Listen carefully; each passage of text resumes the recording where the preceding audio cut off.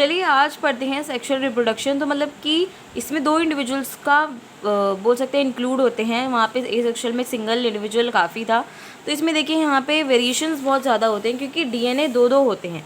जब ये सब मिल रहे होते हैं तो यहाँ पे देख सकते हो मतलब कि अगर दो दो डीएनए मिलेंगे तो फिर मतलब कि क्रोमोसोम्स का नंबर तो डबल हो जाएगा न्यू ऑर्गेनिजम्स में। ऐसा क्या है? तो the lineages of cells in specialized organisms in which half the number of chromosomes and the half of the amount of the DNA as compared to the new non-reproductive body cells. This is achieved by the process cell division called meiosis.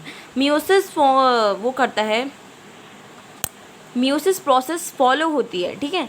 क्योंकि दो बने DNA हो जाते, chromosomes बढ़ जाते, तो इसलिए हमने मियोसिस कर दिया जिससे हाफ नंबर दोबारा हो गए। उसके बाद आते हैं sexual reproduction in flowering plants. तो ये वाला डायग्राम मैंने ऑलरेडी चैनल पे डाल रखा है, आप ज़रूर देखना। उसके बाद चलिए आते हैं यहाँ पे। तो देखिए प्लांट्स में स्टेमन मेल पार्ट होता है और पिस्टल फीमेल पार्ट भी होता है। तो एक फ्लावर जो सिर्फ या फिर स्टेमन या फिर पिस्टल करे उन्हें हम यूनिसेक्सुअल कहेंगे, जैसे पपाया, वाटरमेलन, ठीक है। और अगर सेक्सुअल है, बाइसेक्सुअल है, तो हम कहेंगे हिबिस्कस मस्टर्ड, जिनमें स्टेमन भी हो और पिस्टल भी हो। सो देखिए ये ओवरी है, ये स्टाइल है, ये स्टिग्मा है, ये एंथर है, ये फिलामेंट है, ये पेटल है और ये सेपल्स है। सो देखिए the style in the terminal part which may be stick is the sigma. Stigma क्या होता है? स्टिकी पार्ट होता है। जो स्वोलन बॉटम पार्ट होता है वो हम उसे ओवरी कहते हैं।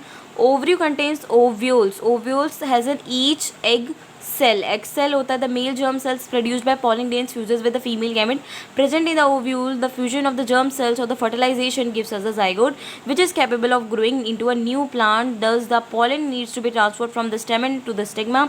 If this transfer of pollen occurs in the same flower, it is referred to as self-pollination. On the other hand, if the pollen is transferred from one flower to another, it is known as cross-pollination. The transfer of pollen from one flower to another achieved by wind, water and animals. ठीक है, तो यहाँ पे हमारा हो गया ये topic भी फिनिश।